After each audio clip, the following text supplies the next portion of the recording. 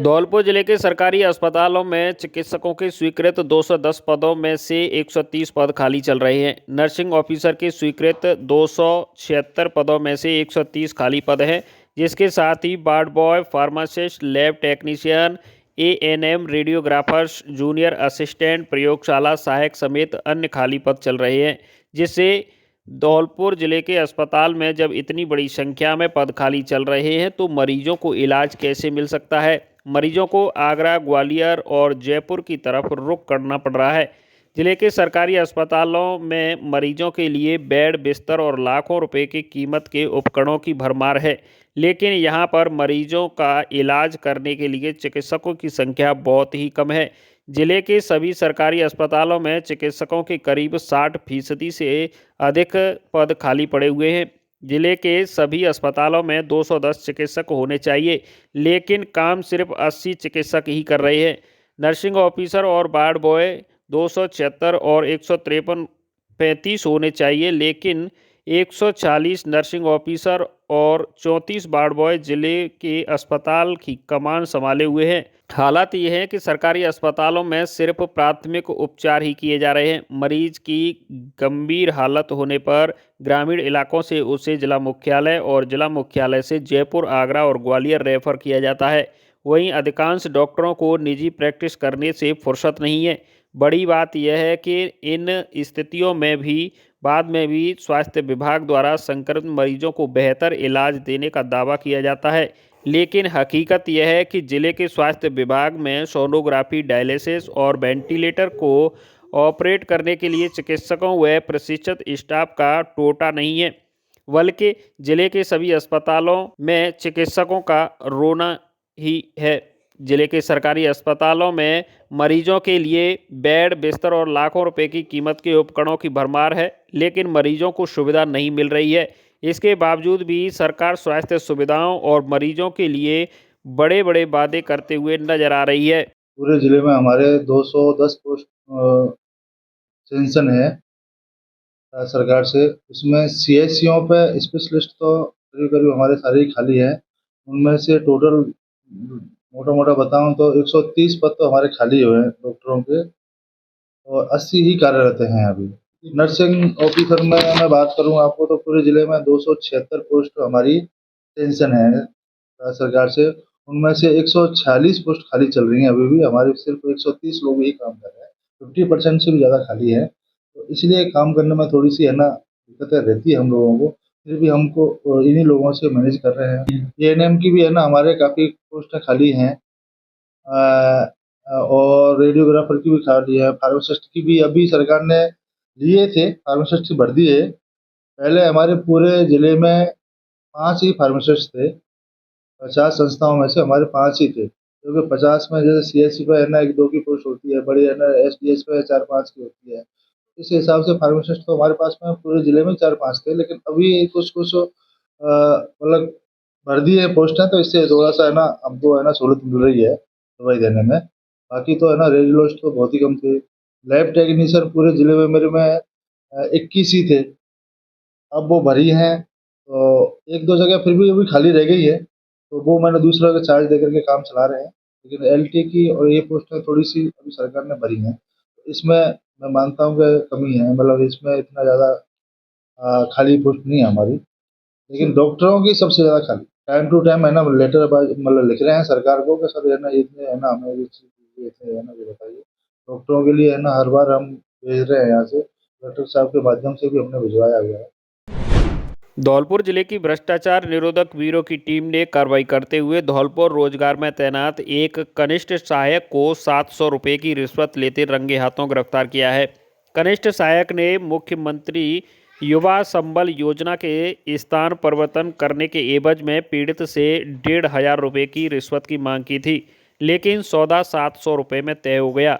ACB के उप police अधीक्षक सुरेंद्र सिंह ने बताया कि एसीबी के महानिदेशक को युवक ने शिकायत दी थी, जिसमें बताया कि धौलपुर रोजगार कार्यालय में तैनात कनिष्ठ सहायक दीपक गोयल पुत्र जगदीश गोयल ने मुख्यमंत्री युवा संबल योजना के स्थान परिवर्तन करने के एवज में पीड़ित युवक देवेंद्र सिंह से 1,500 रुपये की रिश्वत की मांग की थी, लेकिन सौदा 700 रुपये में तय हो गया। पीड़ित युवक का राजस्व विभाग में इंटर्नशिप के लिए चयन हुआ था और बाड़ी उपखंड में उसकी तैनाती कर दी गई थी। पीड़ित युवक ने रोजगार कार्यालय में अपना स्थान बाड़ी से बदलवाने के लिए कनिष्ठ सहायक दीपक गोयल से बात की थी, जिसके बाद कनिष्ठ सहायक दीपक गोयल ने उससे बाड़ी से दूसरी जगह स्थान बदलवाने के लिए 1,500 रुपये की मांग की थी और सौदा 700 रुपये में तय हो गया। पीड़ित युवक ने कनिष्ठ सहायक दीपक गोयल को 700 रुपये दिए तो एसीबी टीम ने उसे रंगे हाथों रिश्वत लेते हुए गिरफ्तार कर लिया है, जिसे शनिवार को भरतपुर एसीबी कोर्ट में पेश किया जाएगा। कोतवाली थाना पुलिस ने विद्युत विभाग के जेईएन और एईएन के मारपीट मामले में कार्रवाई करते हुए करीब 2.5 साल से फरार आरोपी को गिरफ्तार किया है। गिरफ्त में आए आरोपी से पुलिस पूछताछ कर रही है। आरोपी को जरिए मुखबिर शहर के ठाकुरपाड़ा स्थित उसके मकान से गिरफ्तार किया गया है।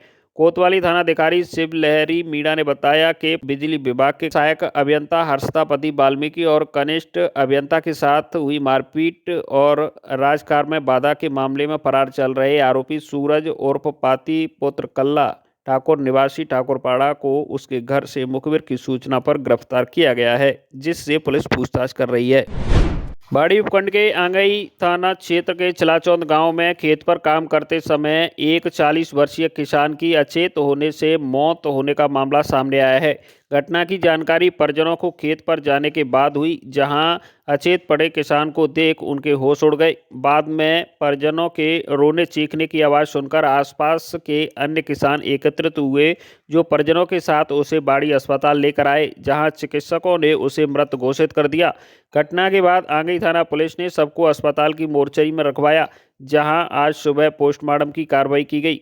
चिलाचौंद गांव निवासी बड़े बुजुर्ग सरपंच बच्चू सिंह ने बताया कि 40 वर्षीय राकेश पुत्र प्रीतम मीणा शुक्रवार को अपने खेत पर गया था। उसने खेत में फसल को पानी लगा रहा था। ऐसे में वह पूरे दिन काम करता रहा। शाम के वक्त जब उसके घर वाले खाना देने पहुंचे तो वह अचेत मिला, जिस पर उसे अस्पताल लेकर आए, जहां चिकित्सकों ने उसे मृत घोषित कर दिया। खेती में पानी देवे गयो साहब, तो बच्चा को खाना लेके गयो तो जब बात तो खत्म है मिलो है जब बाड़ी लाए अस्पताल फिर पोस्टमार्टम आया हुआ। बाड़ी उपखंड प्रशासन द्वारा डांग के वसई डांग थाना क्षेत्र के मेहबतपुर गांव में कार्रवाई करते हुए करीब 20 बीघा भूमि को अतिक्रमण मुक्त कराया है। उक्त भूमि पर कई वर्षों से आधा दर्जन अतिक्रमणकारियों द्वारा कच्ची पत्थरों की बाड़बंदी कर खेती की जा रही थी। ग्रामीणों ने उक्त मामले को लेकर करीब 3 महीने पहले भरतपुर संभागीय आयुक्त को शिकायत दी थी। शिकायत के बाद जिला कलेक्टर धौलपुर के निर्देश पर बाड़ी एसडीएम हेमंत कुमार और तहसीलदार उत्तम चंद बंसल की मौजूदगी में बसईडांग थाना पुलिस के सहयोग से यह कार्रवाई की गई है। तहसीलदार उत्तम चंद बंसल ने बताया कि करीब 3 महीने पहले संभागीय आयुक्त की जनसुनवाई के दौरान गांव महमूदपुर के ग्रामीण रघुवीर मातादीन एवं अन्य ने शिकायत दी थी कि गांव के आरजी खसरा नंबर 2224 पर कुछ लोगों ने कब्जा कर रखा है। उक्त भूमि पर चारों तरफ पत्थरों की बाड़ लगाकर खेती करते हैं। ऐसे में चारागाह भूमि कब्जे में है, जिसके चलते ग्रामीण अपने पशुओं को चरा नहीं पा रहे हैं, न ही रास्ता निकल पाते हैं। उक्त समस्या को लेकर संभागीय आयुक्त ने धौलपुर जिला कलेक्टर को मामले की जांच और कार्रवाई करने के निर्देश दिए, जिस पर धौलपुर कलेक्टर श्रीनिधि बीटी ने उक्त मामले में कार्रवाई के निर्देश दिए। बाड़ी एसडीएम हेमंत कुमार घनघोर ने आज बाड़ी शहर में चलने वाले मनरेगा कार्यों का औचक निरीक्षण किया। इस दौरान एसडीएम हेमंत कुमार ने जब साइट पर पहुंचे तो वहां भारी अनियमितताएं नजर आईं। इस मौके पर मनरेगा का कार्य भी कर्मचारी कोई मौजूद नहीं मिला। जो मजदूर महिलाएं काम करती मिली वह भी संख्या बहुत कम थी। ऐसे में उन्होंने नगरपालिका के अधिशासी अधिकारी को पूरे मामले की जांच करने के निर्देश दिए। वहीं एसडीएम ने धनौरा रोड पर चलने वाली अन्नपूर्णा रसोई का घर का औचक निरीक्षण किया, जहां कार में अनियमितताएं मिलने पर एसडीएम ने उक्त रसोई घर को बंद करने के आदेश दिए हैं। नंद के आनंद भयो जय कन्हैया लाल की मनुष्य जन्म से ही कर्म से महान बनता है। माता पिता की सेवा ही सच्ची तीर्थ यात्रा। शास्त्री अवध बिहारी शर्मा। मानव कल्याण जन सेवा समिति के द्वारा चित्रकूट धाम में आयोजित कराई जा रही श्रीमद् भागवत कथा के चौथे दिन कथावाचक अवध बिहारी शास्त्री ने भक्तों को कृष्ण जन्म की कथा का श्रवण कराया। साथ ही कहा कि जैसे ही भगवान श्री कृष्ण ने मथुरा के कारागार में जन्म लिया तो वासुदेव और माता देवकी की हथकड़ी अपने आप खुल गई और कारागार में लगे ताले टूट गए। वहीं वासुदेव जी भगवान श्री कृष्ण को टोकरी में रखकर अपने मित्र नंद बाबा के यहाँ छोड़ आए। साथ ही ब्रजवासियों को जैसे ही भगवान श्री कृष्ण के जन्म का समाचार मिला तो पूरे ब्रज मंडल में उत्सव मनाया गया और खुशी से नंद बाबा के नंद भवन के खजाने ब्रजवासियों के लिए खोल दिए गए। साथ ही कथावाचक ने कहा कि मनुष्य अपने जीवन में नहीं कर्म से महान बनता है और माता पिता की सेवा ही सच्ची तीर्थ यात्रा है, इसलिए हमें सदैव अपने माता पिता गुरुजनों का सम्मान करना चाहिए। धौलपुर जिले के परिवहन विभाग ने पुलिस के सहयोग से अवैध ओवरलोड वाहनों के विरुद्ध गत रात्रि में संयुक्त जांच अभियान चलाया और निगम विरुद्ध निर्माण सामग्री का परिवहन करने वाले करीब 1 दर्जन से अधिक ओवरलोड वाहनों के चालान बनाकर सीज कर लगभग 5 लाख रुपए जुर्माना वसूल किया है।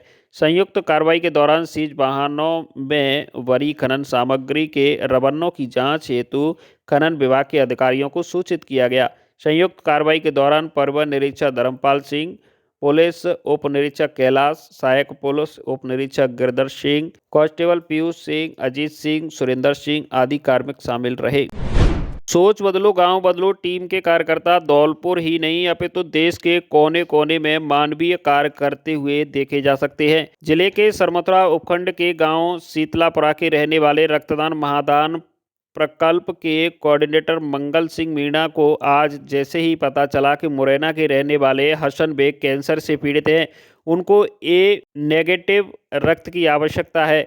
घर में किसी भी ब्लड ग्रुप ए नेगेटिव नहीं है। परिजन दर दर भटक रहे थे, उनको ए नेगेटिव रक्त नहीं मिल रहा था। उनको कहीं से रक्तदाता कमल सिंह मीणा का नंबर मिला। उन्होंने कमल सिंह को केस की स्थिति बताई। कमल सिंह ने तुरंत बानमौर से ग्वालियर पार्थ ब्लड बैंक पहुंचकर अपने जीवन का 21वां रक्तदान कर मरीज की मदद की। रक्त मिलने के बाद परिजनों ने बताया कि वह भी टीम के साथ मिलकर रक्तदान जैसे मानवीय कार्य करना चाहते हैं। भविष्य में जब भी किसी को रक्त की ज़रूरत होगी वह रक्तदान के लिए तैयार रहेंगे।